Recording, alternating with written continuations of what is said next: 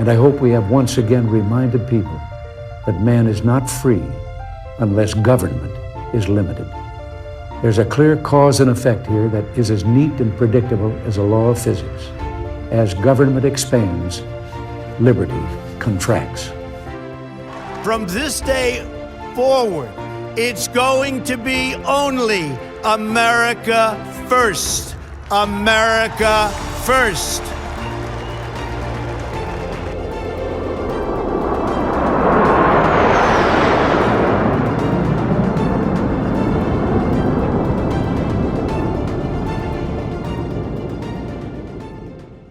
The Liberty Podcast is brought to you by Proven Arms and Outfitters, specializing in rifles, pistols, tactical gear, and more. Learn more at ProvenOutfitters.com. Welcome back to the Liberty Podcast. It is 19 September 2024. Thank you for finding us once again here in our undisclosed location beneath the pines on an increasingly sunny, almost autumn day in the beautiful county of Moore in North Carolina. Well, ladies and gentlemen, right behind me, you'll see some beautiful rocks. Some might look at that and see cliffs. Either way, the imagery is appropriate for a very kind of grim crossroads that we have arrived upon today in North Carolina, in the Republican Party, in the race, particularly for governor. In the past few days, many of us received these in the mail. An invitation to attend a fundraiser soon to raise money for the campaign of Lieutenant Governor Mark Robinson for governor. Many of the most prominent fundraisers in the area are listed on the invitation. And when I saw it, I have to tell you that as someone who's been watching this race closely and seeing poll after poll that shows Robinson trailing the Marxist Josh Stein, in some cases by a lot, and knowing that there has been concern about some of the lack of vetting that is coming to the fore as this campaign has gone forward from the primary season until now. When I saw that invitation, I thought, well, maybe that's a good sign that there's still hope and there's still a reason to raise money. However, the drumbeat has been increasingly negative because of some independent journalism. And mind you, they've been targeting Robinson because the Democrats do not want to see a black Republican become governor of North Carolina. This is a cautionary tale for both parties. I have to tell you, to be brutally honest, that whenever we use identity politics as the first priority for choosing a candidate, for backing a candidate, we can get ourselves into trouble. We see what it has done to the Democrats in the case of Kamala Harris, when Joe Biden selected her as a woman of color to be vice president, and now they're saddled with her running for president. Some will say, oh, this is the best thing that ever happened. But as time goes by, we realize that her vacuousness, her shallowness, her complete lack of control when it comes to understanding and articulating issues is not a good look for the Democrats. Similarly, we saw what happens on the Democrat side when she picked a vice president who is a safe sort of white guy, normal guy from Minnesota, even though he's nothing but abnormal, instead of a more youthful, more potentially attractive candidate, the governor of Pennsylvania, Shapiro. But they were worried because of, the growing anti-Semitism in the United States. So they went with the Marxist white guy from Minnesota. Again, you allow identity politics to rule, you get the consequences. In the case of Mark Robinson running for governor, He was a fairy tale story when he rose to the candidacy for lieutenant governor 4 years ago and then won dramatically. And what a story it was. In the years that have followed, slowly but surely, little chinks in the armor. And today, it begins to fall off the cliff, I fear. The Carolina Journal reporting earlier, North Carolina Republicans are bracing as word spreads about a damning news story looming regarding Mark Robinson. Sources with direct knowledge have spoken with Carolina Journal on the condition of anonymity and said that Robinson is under pressure from staff and members of the Trump campaign to withdraw from the governor's race. And by the way, just so you know, we are 27 days from the start of early voting in North Carolina by the time you see this, and only 46 days away from Election Day, November 5. According to sources, Robinson has resisted withdrawing and privately denies the story. What is the story? Well, you know that this is a bullseye race for governor when CNN deploys its army of so-called reporters to dig deep into the life and times of Mark Robinson. Reported just this afternoon, September 19. Mark Robinson, the controversial and socially conservative Republican nominee for governor of North Carolina, made a series of inflammatory comments on a pornography website's message board more than a decade ago, in which he referred to himself as, quote, a black Nazi, end quote, and expressed support for reinstating slavery, according to a CNN K-file investigation. Despite a recent history of anti-transgender rhetoric, Robinson said he enjoyed watching transgender pornography. A review of archived messages found in which he also referred to himself as a perv. That's short for pervert. The comments, which Robinson denies making, predate his entry into politics and current stint as North Carolina's lieutenant governor.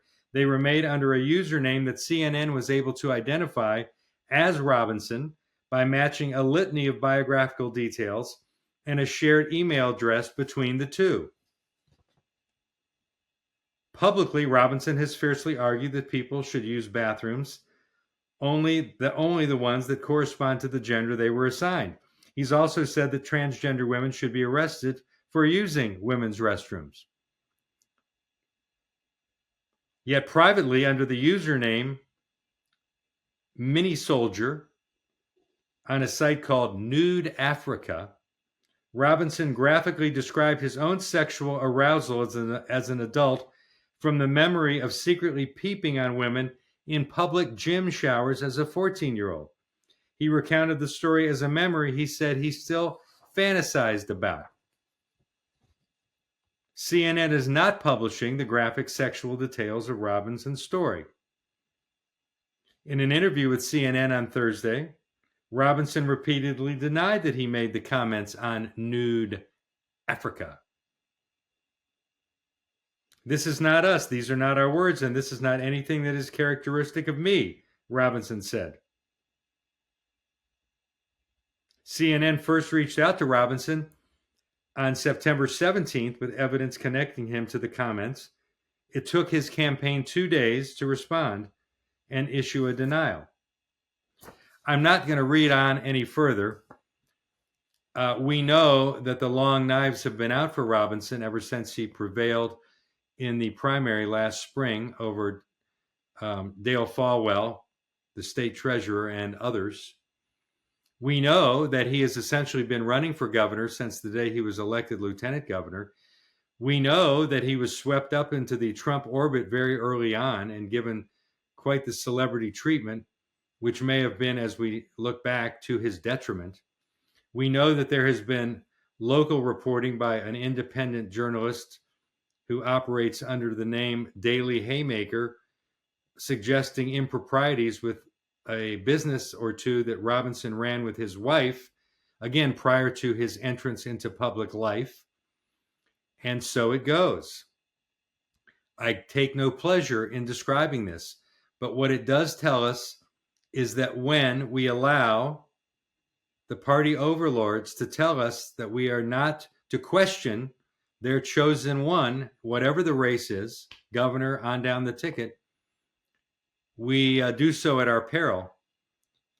What we now must guard against is allowing this, no matter how it turns out. It appears that Robinson will stay on the ballot.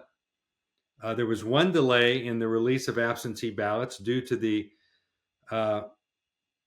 successful request by Robert F. Kennedy Jr. to be removed after he suspended his campaign for president.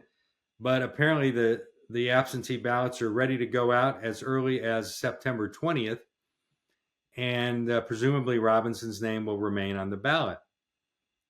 Of course, this is making the Democrats gleeful tonight, as they're already measuring the drapes in the governor's mansion for little Josh Stein, the attorney general who spent the last 6 years denying the will of North Carolina's voters by tying up in the courts a constitutional amendment that makes the presenting of a photo ID in order to vote a requirement, a law.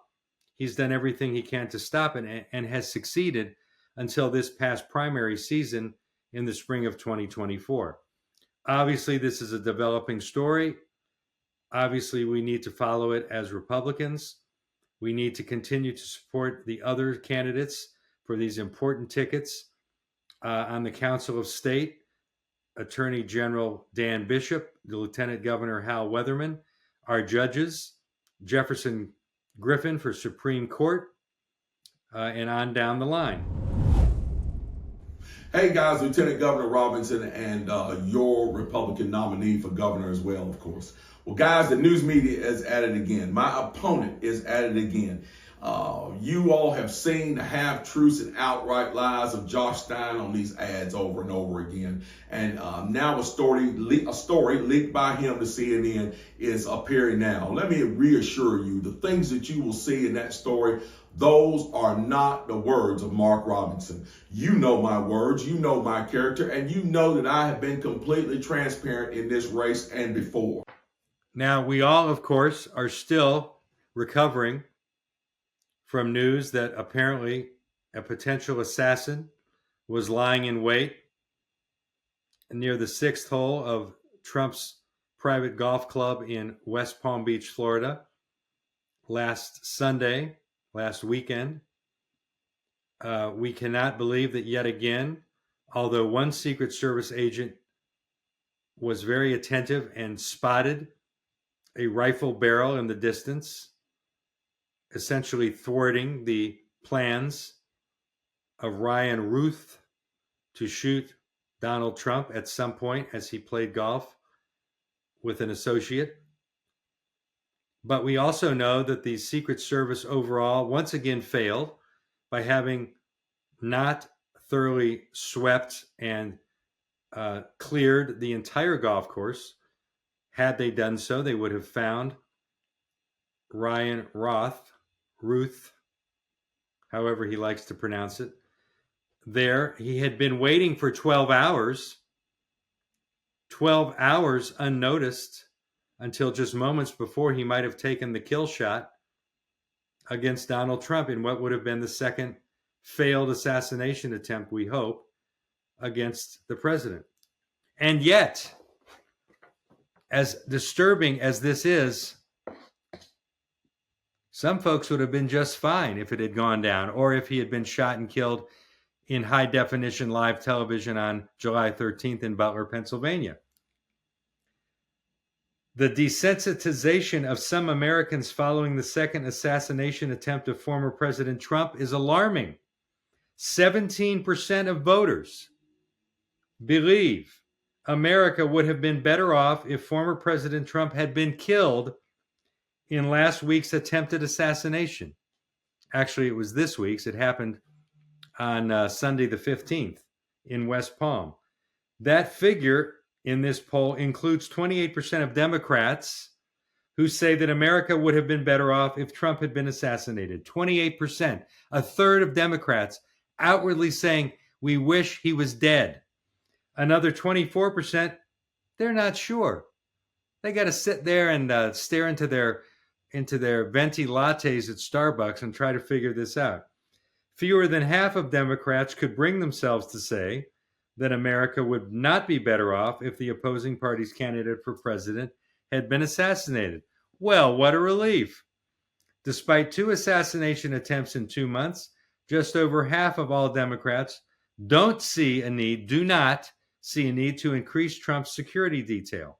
This is according to RMG Research by Scott Rasmussen, who says, quote, it is hard to imagine a greater threat to democracy than expressing a desire to have your political opponent murdered, end quote. And yet it is the left who is constantly using this phony threat to democracy claim when they try to convince people that Trump is the threat to our democracy, just by virtue of being on the ballot and seeking to be elected once again president of the United States. Folks, you cannot make it up. Now, if you think the Trump derangement syndrome just derives from thin air, think again. In the current issue of the Atlantic magazine, there's a fairly dramatic cover photo of Trump in some kind of a buggy being drawn by horses, and he's got a whip holding it over his head, and you can see the back of his head wearing the Trump baseball cap, like that one right there. And then in the cage of the buggy is this giant elephant symbolizing the Republican Party. And then you flip over into the table of contents, and every single article is an article giving a cautionary tale about what's going to happen if Trump becomes president.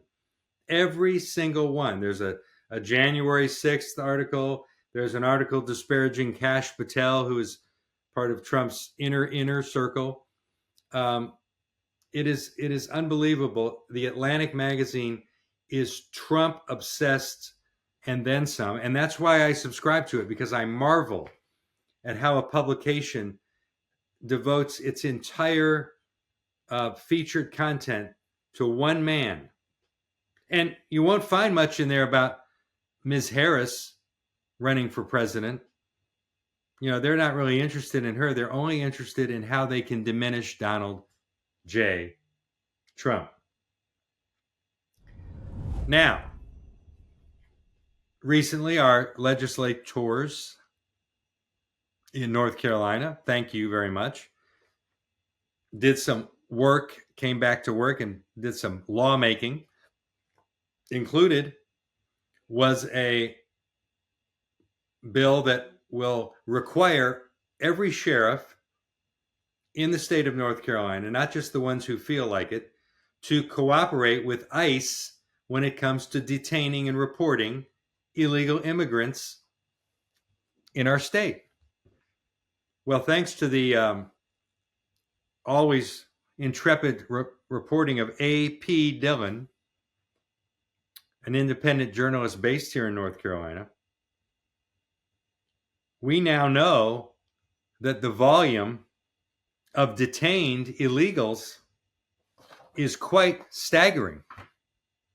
And she went and did the legwork. And in a recent article, which she posted on Substack, that would have been as recently, my friends, as Tuesday, the 17th of September, she finds illegals who are being detained in Beaufort County, North Carolina, 3 in Union County, 1 in Guilford County, that's the Greensboro area.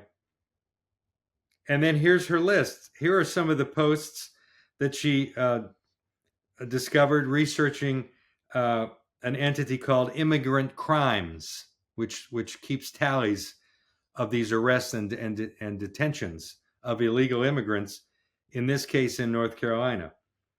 Forsyth County, as recently as Tuesday, September 17th.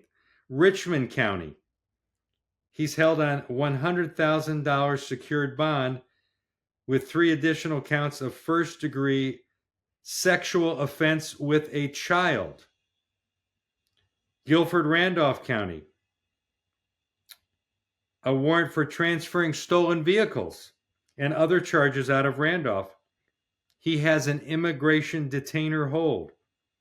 Forsyth County, illegal accused of involvement in a shooting that left 1 dead and 3 injured. You don't even hear about this stuff. A shooting that left 1 dead and 3 injured in Forsyth County? Another one last month. Arrested for vandalism and communicating threats. Forsyth County again. Arrested for assault with intent to kill. Guilford, as recently as September 16th, arrested for obtaining property by false pretenses and 3 counts of statutory rape.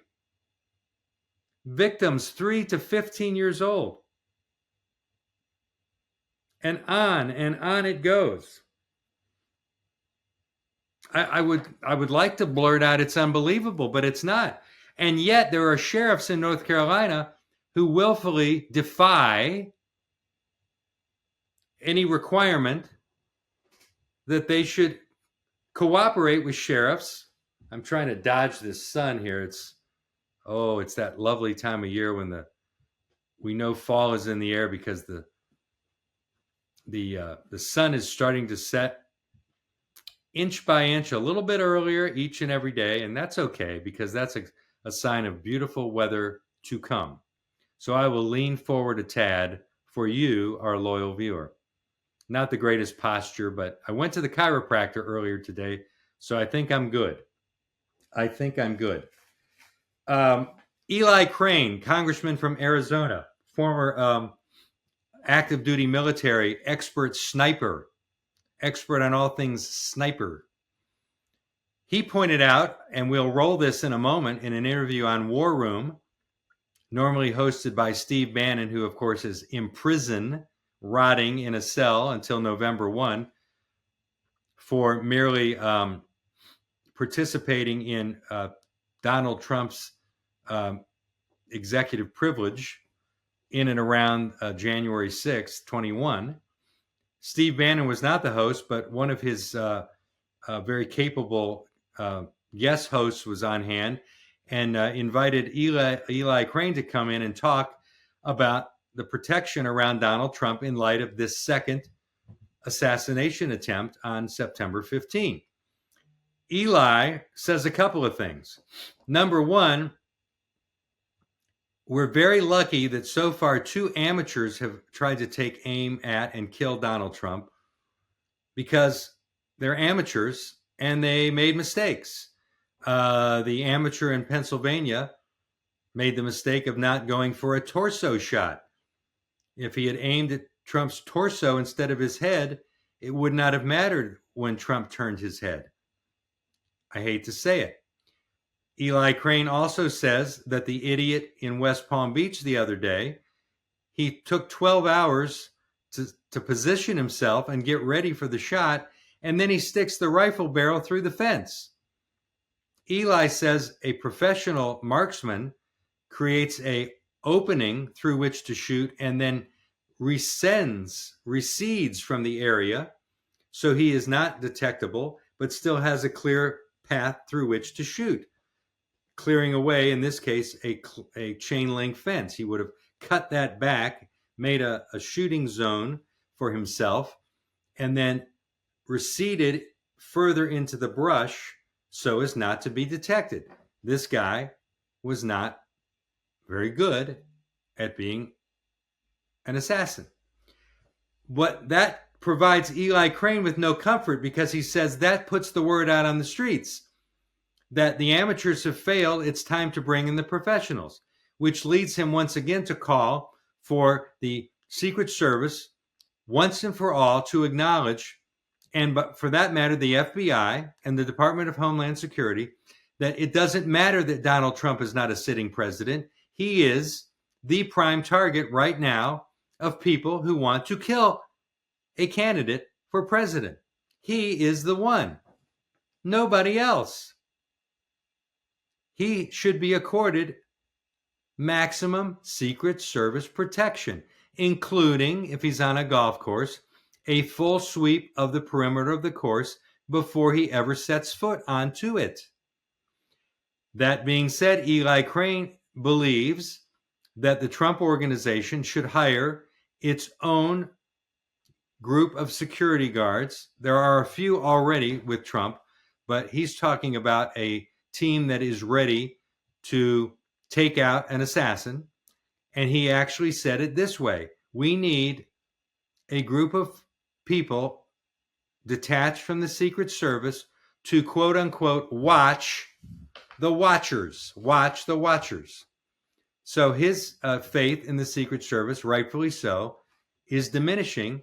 And I think he makes a very excellent point that the time has come, if the Secret Service is simply not going to step up, if in fact they are going to be party to the potential assassination of the president, 45, then he needs to take proactive measures. I think that goes completely without saying, does it not, ladies and gentlemen? Yes, it does. And the reason I keep talking about this is because so far they are not professionals that are being sent.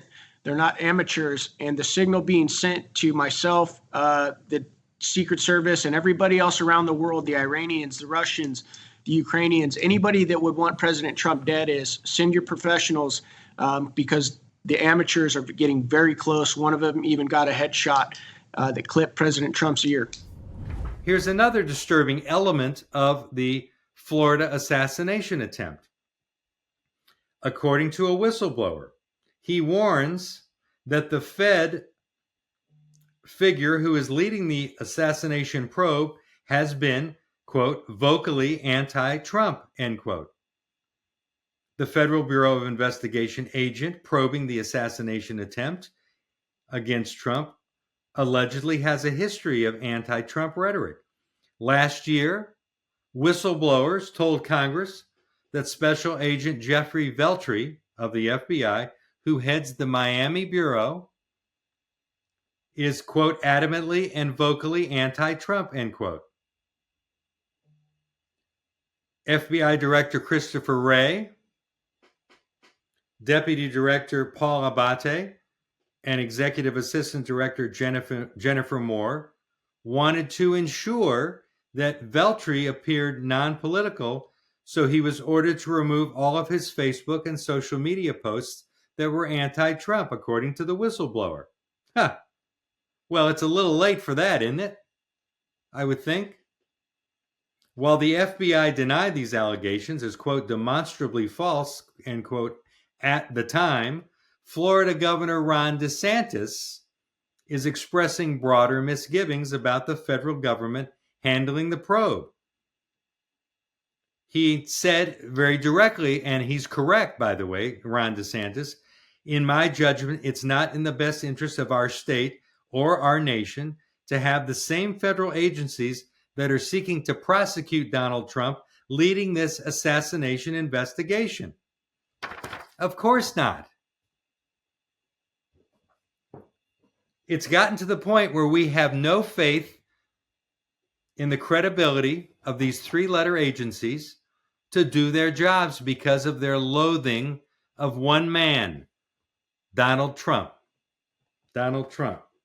Now let's get to some of the numbers, the data, the polling.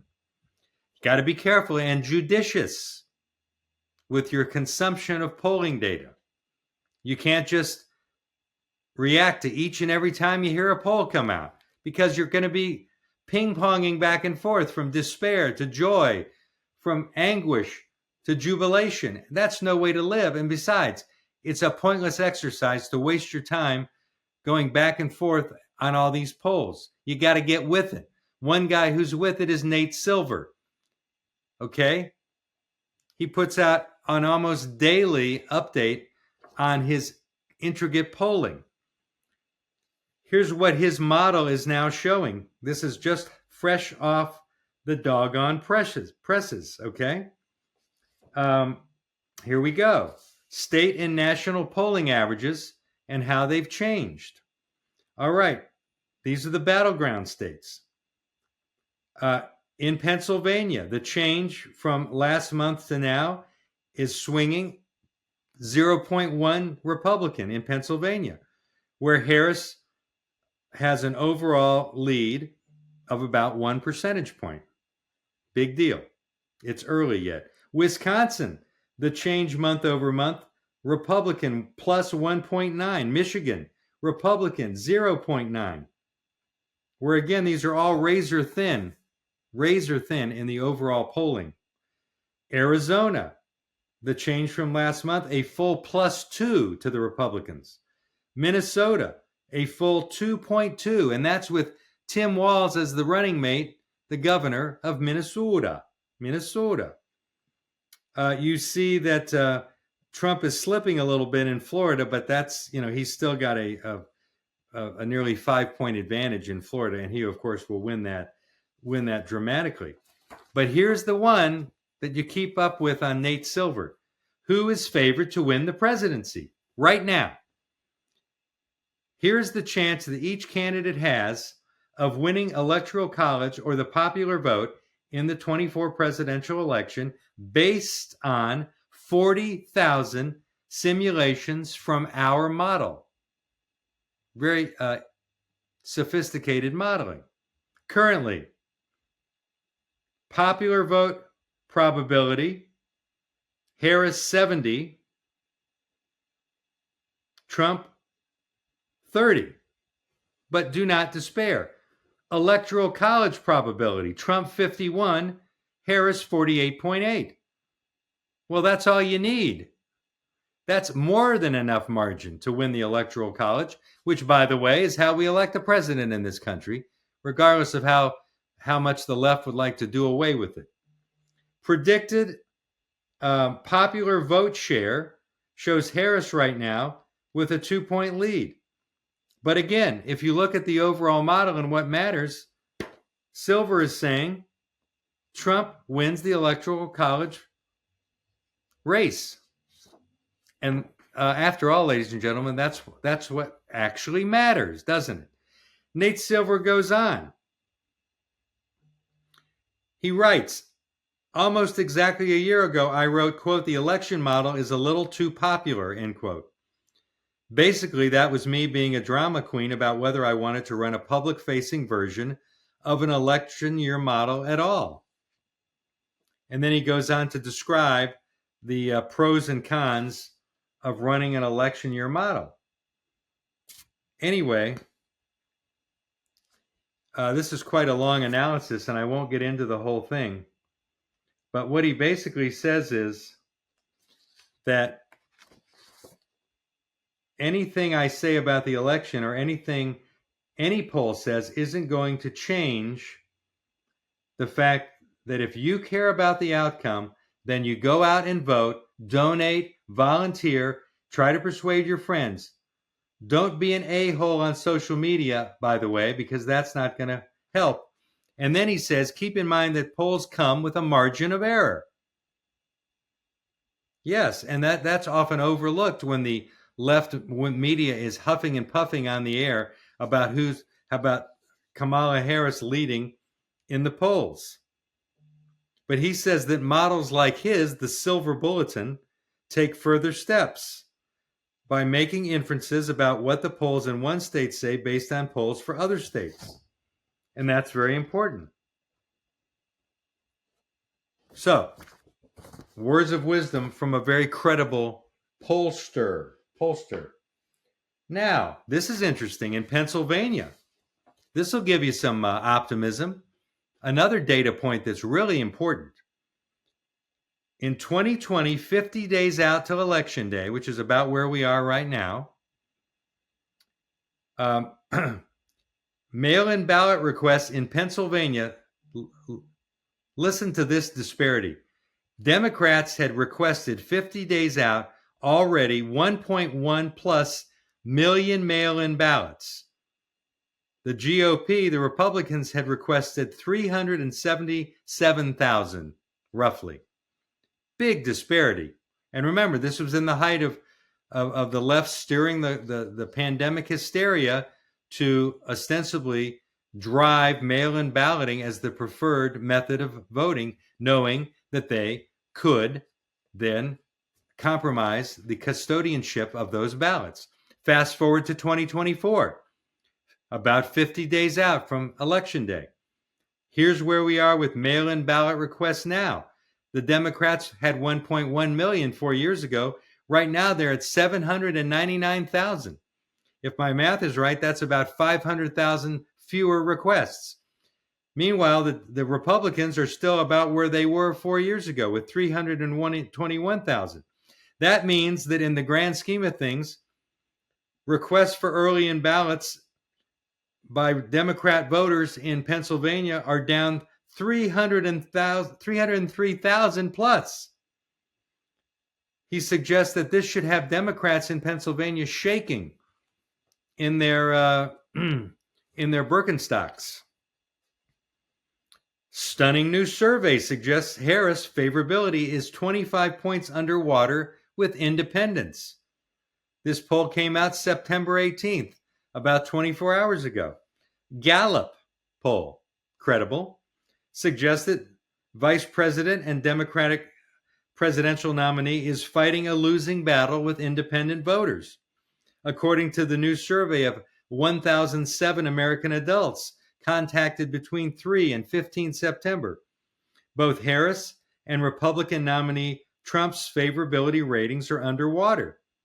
46% of respondents view Trump favorably, 53 unfavorably, Harris 44 favorably, unfavorably 54. However, but while both candidates are underwater with independents, meaning more are unfavorable than favorable, Harris is struggling much more than Trump. 44% view Trump favorably and 53% unfavorably. Yet those numbers take on a different meaning when compared with Harris. All right, let me say it again. 44% view Trump favorably. Just 35% of independents view Harris favorably. 44 Trump, 35 Harris. While the results should not come as welcome news to the Harris campaign, there is a little silver lining. Apparently, J.D. Vance for vice president with Trump is a little more underwater with independents than Walz. How that is, I have no idea. I can't explain that because he is one of the biggest train wrecks. And just go back and do a cursory review of his tenure as the governor of Minnesota. You don't have to do a deep dive. And you'll see case after case after case of radical Marxism on his part, transgender grooming, defunding of police, the burning of Minneapolis after the death of George Floyd, when he died of a heart attack because he was so full of drugs while being arrested back in the spring of 2020. Whew! It's quite a whirlwind today, isn't it, folks? The time goes by fast, and it will continue to fly by as we move toward the start of early voting and then Election Day, November 5. Many of you ask repeatedly, what can I do? You know, I'm really not big on making phone calls. I'm really not a big fan of going door to door and knocking on doors because I'm kind of afraid my neighbors are going to throw, garbage at me or slam the door in my face. So what in the heck can I do? And I have the answer for you folks, and it's in the palm of my hand. It's an app. And here it comes. It's called Turning Point Action. Turning Point Action. And you'll see it has all these different pods you can click on. Now, one of the things you can do with Turning Point Action, in fact, the thing I think you should do and that I'm going to do is this. You go and you register your name and address and zip code and all that so they know where you are geographically in the country. And then you have the choice of doing a couple of different things, making calls, sending text. I like a very simple and straightforward option, sending postcards. Now, how do you do that? Very simple. You click on the app, I want to send postcards. What does it do? It provides you an immediate mini database in your community, right down the street, right around the corner, all the people in your community, their names, their ages, their addresses, their cell phone numbers. And then what do? Well, one thing you can do to make this even more time efficient is you go to stamps.com. There you can order blank postcards. They're ready to take on the postage up here. They're blank here for the addresses. You order these online at stamps.com. They arrive very quickly. Then you run them through stamps.com on your printer. You select postcard postage rates. You enter the addresses from the TP Action app, one by one, postcard by postcard. Then you run them through your printer. They come out the other end with postage and addresses. Then you personally write a note on them, encouraging your neighbors to register to vote, to get out to vote, early voting. Tell them where it is, October 17th through November 2, 2 locations in Moore County. You tell them November 5th where to go online to figure out where they vote on Election Day. All of this handwritten, personalized on a postcard. You put it in the mailbox, you're done. And I guarantee you the effect of that will not be overlooked by your neighbors. So do that. TP Action app on your phone, stamps.com, order the postcards. They come 4 to a sheet, perforated. You tear them, you mail them. You can do it. You can do this in one afternoon, and you can make a difference. That's it for yet another edition of the Liberty Podcast. Thank you for joining us. Keep the faith, and we'll see you right here next time.